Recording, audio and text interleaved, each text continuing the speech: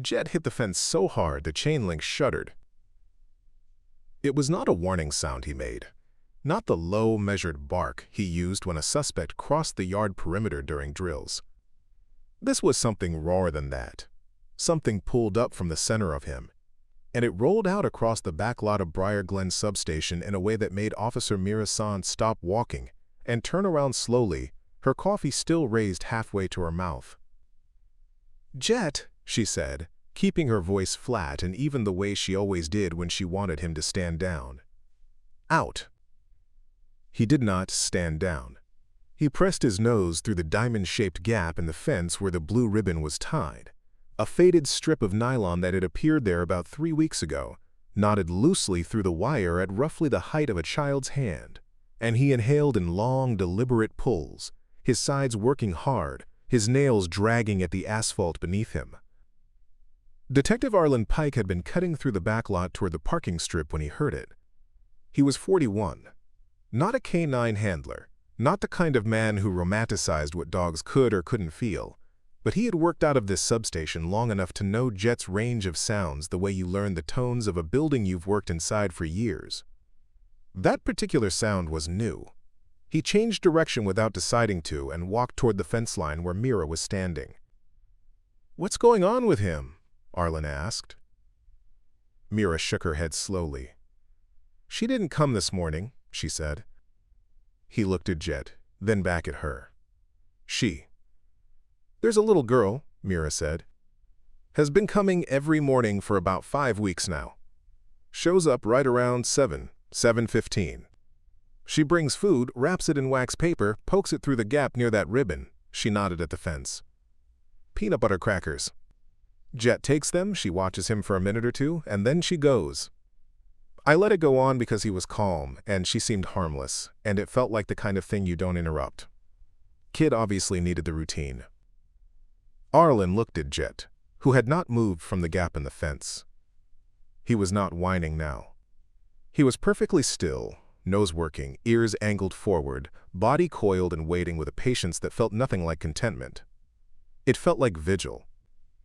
"He's been at the fence since 7?" Arlen asked. "On and off all day," Mira said, and there was something in her voice that was no longer casual. "He wouldn't redirect for the morning run. Ate fine, passed his equipment check, but every time I brought him near this side of the building, he pulled for the fence. This isn't reward-seeking, Arlen. He gets fed on a schedule. He doesn't fixate on outside sources. That's not what this is." She didn't finish the sentence. She didn't need to. By the time the light started going orange over the roofline, Arlen had nearly talked himself into writing it off. A kid who skipped a day, a dog with an attachment quirk, nothing more. He had real paperwork waiting and a case review at 6 in the morning. He was standing near the side access lane, thinking about both of those things when he heard the gate latch on the public footpath rattle, and then he saw her. She was small for 8. He would not know her age until later, but she looked young even for what she was, wearing a faded yellow backpack with a broken zipper pull dangling loose on the left side. She moved along the fence line without raising her head, her sneakers scuffing the ground, and she found the gap near the ribbon without looking for it, the way someone finds a seat in a room they've sat in 100 times. She already had the wax paper out. The crackers were inside, stacked carefully, the paper folded over the top and pressed flat at the edges. Jett was on her before she could push it through. Not on her the way a threat feels. He came up to the fence and pressed his face into the gap, and the sound he made was low and continuous, almost frantic, his tail sweeping hard, his whole body oriented toward her with an intensity that made Arlen's chest tighten. The girl fed the crackers through one at a time. She didn't smile. She watched Jett eat with an expression that was too composed for a child her age, too careful, the kind of careful that comes from practicing stillness, because stillness is safer than showing something. Her eyes moved once to the far end of the building, the direction of the main entrance, where the blue and white substation sign was visible, and then she looked back at Jett. Arlen stood without moving at the edge of the access lane. He was close enough to see the backpack strap sitting funny on her left shoulder, the way she adjusted it with one hand and winced slightly when she did. She left fast. One moment she was there. And then she folded the empty wax paper into her jacket pocket and turned and walked, not running but moving with the focused speed of a child who has learned to be somewhere else quickly. Jett tracked her departure the full length of the fence. He pressed himself against the chain link and watched the direction she had gone long after she disappeared. When Mira came out the back door and called his name, he turned, but not before he had pushed one more long breath through the gap near the blue ribbon, exhaling toward the empty path where the girl had been. Mira stood beside Arlen and watched the dog and said nothing for a moment. Then she said, "I've never seen him do that." Arlen had already made the decision. He didn't announce it, didn't explain it to himself in language. He just turned and walked back inside to collect his jacket, his keys, and his radio, and he left the building through the side exit less than 4 minutes after the girl had gone. Arlen kept half a block between himself and the girl, enough distance that his footsteps wouldn't reach her, not so much that he'd lose her when she turned. She turned twice, once at the end of the access lane without looking back, and again at a cross street marked by a busted overhead light that flickered every few seconds and threw the whole intersection into a shallow, stuttering strobe. She never paused. She knew exactly where she was going, and she walked with that same economical focus he had watched at the fence, shoulders slightly in, chin down, covering ground without drawing attention. The neighborhood was 12 minutes from the station on foot. He had driven it 100 times without registering it as anything particular. A worn row of narrow duplex units set close together, shallow front yards, cars parked half on the curb, porch lights burning yellow through plastic covers gone brittle with age. The kind of street that doesn't ask questions and doesn't answer them either. Lila, he still didn't know her name then, not yet, turned up a short concrete path and went inside through the front door of a unit on the left side of one of the duplexes. The door opened before she reached it. Arlen stopped moving. A man filled the doorway. He was broad across the chest, wearing a gray thermal shirt with a dark stain near one cuff, and he looked down at the girl with the kind of attention that wasn't warm. It was inventory. He touched the top of her backpack strap with 2 fingers, checked something there, and then he let her pass inside and pulled the door to without closing it all the way. He stood behind the partial gap for 3 seconds after she disappeared, looking out at the street. Arlen had already stepped into the shadow between 2 parked vehicles, and the man's eyes moved across the space without finding him. Then the door shut. Arlen stood in the dark for a moment and let his breathing even out. He noted the address, called it in quietly, and walked the perimeter of the property with the careful precision of someone doing something that was still well inside the rules and needed to stay that way. The front of the unit showed nothing unusual. The side showed more. Through the narrow gap between the duplex and the property fence, he could see the backyard, and in the backyard, clearly visible even in the failing evening light, was a burn barrel with a dark crust around its rim, a coil of heavy cable stripped to bare copper lying against the fence boards, and a detached shed standing with its door pulled nearly closed, not padlocked, not quite shut, and when the air moved through the gap between the fence and the building, Arlen caught something on it, a dense, chemical-tinged smell, overheated metal and something older under. He went around to the front and knocked. The man answered in under 10 seconds, which told Arlen he had been waiting near the door. Up close, the man was measured and practiced in the way people get when they've had to talk their way through difficult moments before. His name, Arlen learned it from the records check running on his phone in his jacket pocket, was Raymond Voss. 48 years old on paper, though he looked younger in person.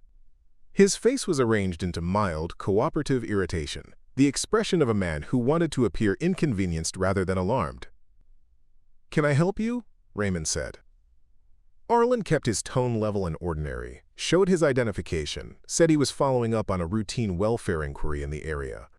Raymond's eyes moved to the badge, back to Arlen's face, and stayed there. "My daughter came home from school," he said. "She's fine." "We're fine." He made a small gesture with his hand that was meant to communicate that the conversation was close to ending. "Is her mother home?" Arlen asked. A beat passed. Short, but Arlen felt it. "She left," Raymond said. "Few days ago. Fight. You know how it goes." He gave a small, practiced shrug. I've got my daughter. Everything's under control." Arlen kept his eyes on Raymond's face and let a moment hang. Then he said, "Okay.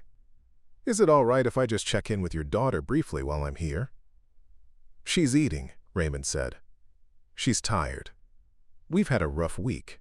His voice stayed reasonable, but both hands had come to rest on the doorframe, one on each side, a posture that closed the space and made the doorway smaller. Arlen didn't push it. He thanked him, stepped back, and walked to the end of the path before he stopped. He turned once, a casual half-turn, the kind that passes for someone checking a phone, and in that fraction of a second he saw it.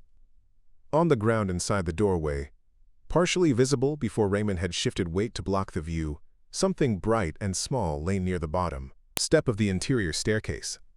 A silver charm bracelet, the kind with individual shapes that catch the light. One charm shaped like a small house, another like an open book. It was on the floor, and it was not near shoes or bags or anything that suggested it had been casually set down. It looked dropped. It looked dropped and left there and not yet moved. He walked back to the street calmly. His records check had already returned 2 utility complaints on the address in the last 3 months, and an open case query on copper theft reports from 4 blocks north and east. He put his phone to his ear and called Sergeant Hollis Greer, and while the line rang, he looked back once at the house. One window in the basement, ground level, half obscured by the foundation shrubbery, showed a thin bar of light, and then, between one ring and the next, the light went out. Greer picked up. "Tell me," he said. "I need patrol support and a welfare check angle," Arlen said. "Now!" Greer arrived at the Voss duplex 22 minutes after the call, and he brought Harker and Nune in a patrol unit in a second car behind them carrying Mira and Jett. Arlen had stayed on the street the whole time, positioned near the parked vehicles at the edge of the property watching the windows. None of them had moved. The basement one stayed dark. Greer was a large man with a gray crew cut and the kind of face that had been patient for so long it had set that way permanently. He listened to Arlen's account standing in the gap between 2 cars, his arms crossed, his breath fogging slightly in the cold. When Arlen finished, Greer was quiet for a moment. "The shed is lawful plain view access from the back lane?" he asked. "Yes," Arlen said. "Then we start there," Greer said.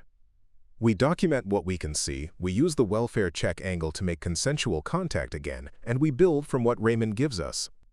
We are not breaching a door on a bracelet and a feeling." Arlen kept his voice even.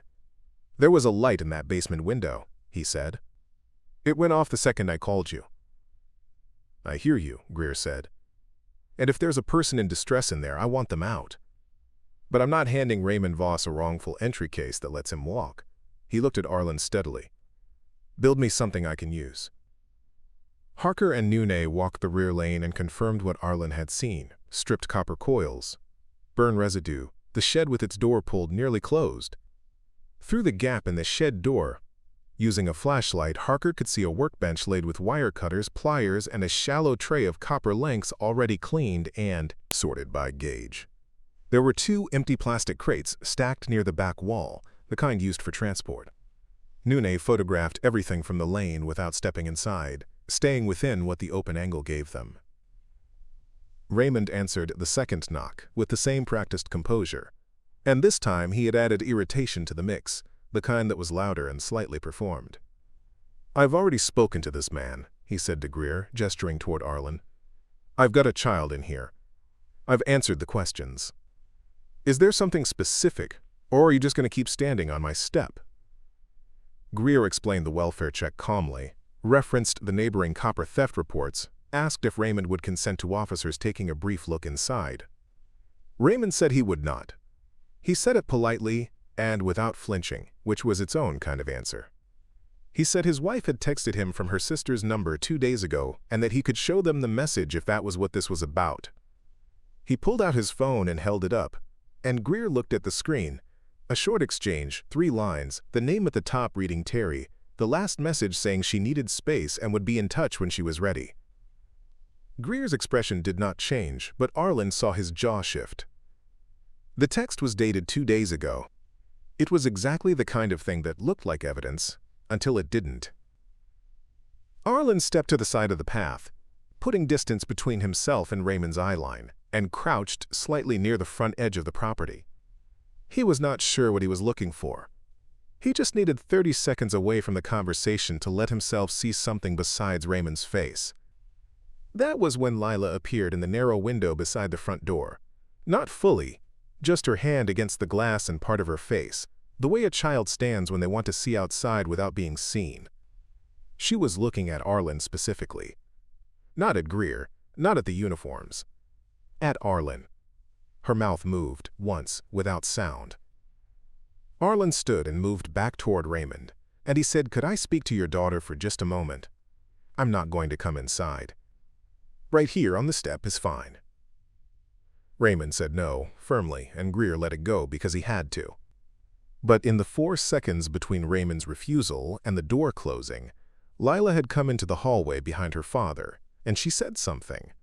She said it quietly and without looking at Raymond, her voice small and directed at the floor, and what she said was, "She can't come up when he locks it." Raymond turned on her fast enough that Greer put one hand out on instinct, not touching anything, just present. Raymond said, "Go eat," and his voice had gone flat in a way that was different from before. Lila moved back into the house without another sound. The door closed. No one spoke for a moment. Mira had Jett on his long-line harness near the patrol vehicle, and the dog had been watching the front of the house with his ears fully forward since the moment the door opened. He had not barked.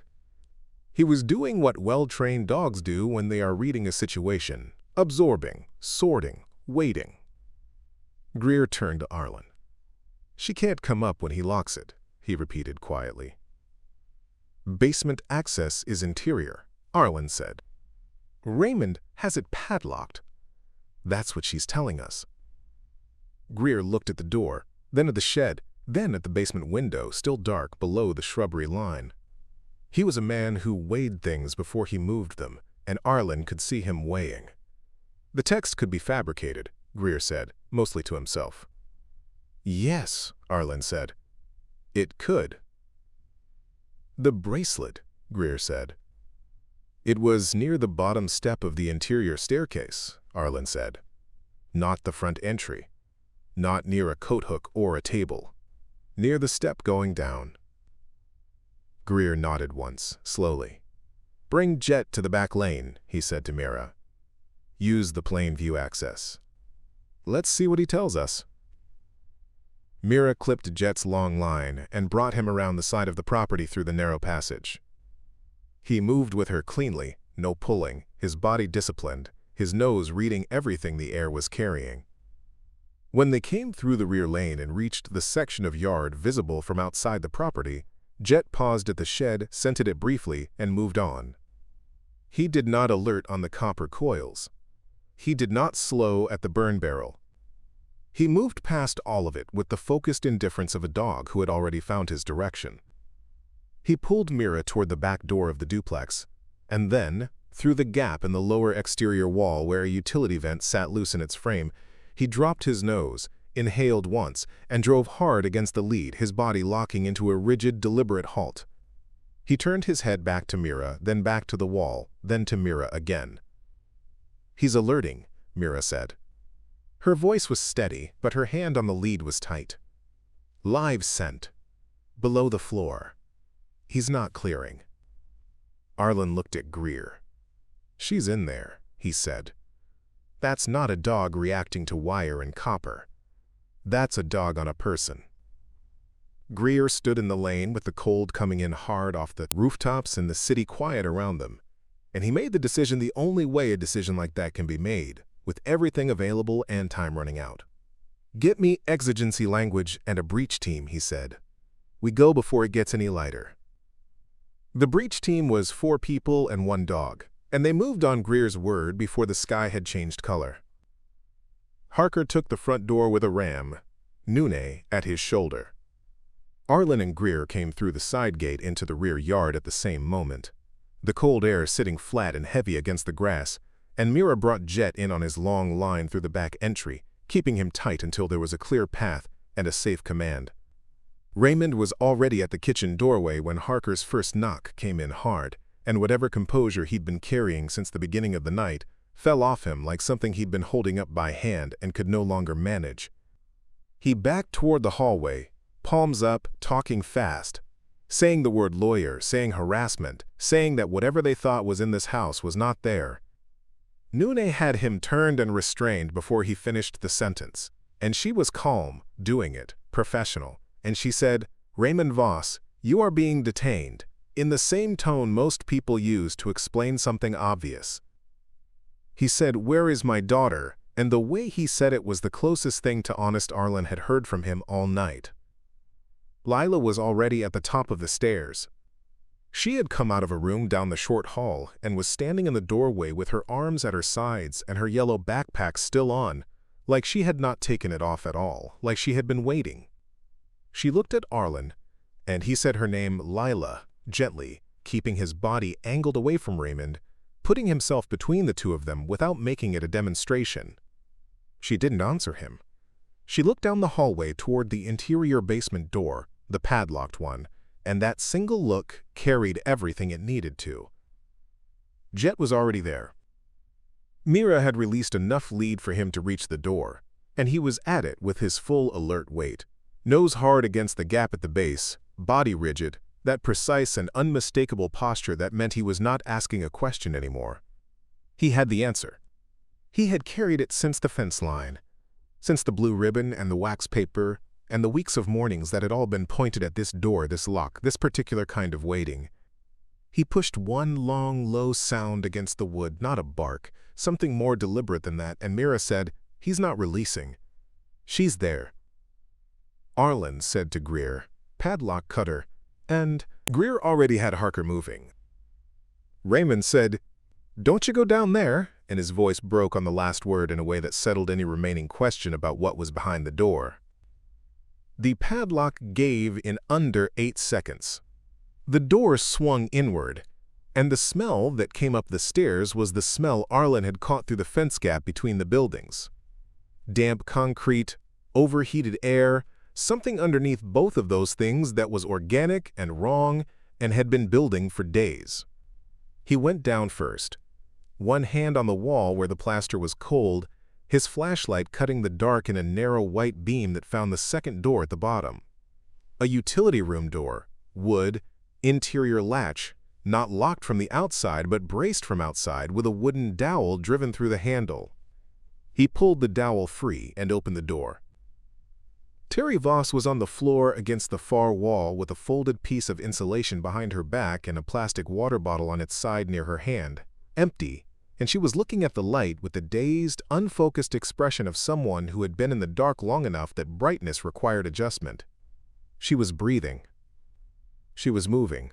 One hand came up slowly to shade her eyes, and she said something that was too dry and too quiet to hear fully, but Arlen caught the shape of it, and it was a name. It was Lila. "She's safe," he said immediately, crouching in front of her, keeping his voice steady and close. "Lila's upstairs. She's safe. We've got her." Teri's hand came down from her face, and she closed her eyes, and the breath she let out then was not a sound so much as a release of everything she had been holding in place for days. Medics were on scene in under 6 minutes. They came down the stairs with a carry board and supplies, and Arlen stepped back to the doorway and let them work. Mira had Jett on a short hold at the top of the stairs, keeping the path clear, and the dog had settled from his alert posture into something quieter, watchful, grounded, his attention still fully oriented toward the basement but no longer pulling against the lead. His work was done. He knew it before any of them said it. Raymond was placed in the back of the patrol car without incident. He did not speak again after they opened the basement door. He looked at the ground and stayed there. By the time Teri was brought up on the carry board, and the medics had her on a saline line and a blanket and were moving toward the ambulance, the sky over the roof line had gone from black to the dark blue that comes in the last half hour before dawn. Lila stood near the front of the ambulance with a second blanket over her shoulders, one of Nune's, and she watched the medics work with the same careful composure she had shown at the fence line every morning for 5 weeks. The same stillness. Except now it was not a practiced stillness. It was something different. The stillness of a child who has been carrying something for a very long time and has just, finally, been allowed to set it down. Arlen walked over and stood near her, not close enough to crowd, just present. He didn't say anything useful, because there wasn't anything useful to say yet. She would need time and people who were trained for what came next. He knew that. He just didn't want her to be standing there alone. Mira brought Jett around from the side of the vehicle, and the dog, still in his harness, still on the long line, came up beside Lila and stopped. He did not jump. He did not perform. He stood at her side the way he had stood at the fence line for weeks, oriented toward her, steady, his breathing slow. Lila reached into the front pocket of her backpack, the one with the working zipper, and took out a folded square of wax paper. She unfolded it carefully, and inside were 2 peanut butter crackers, slightly pressed from being carried, the edges crumbled at the corners. She looked up at Mira.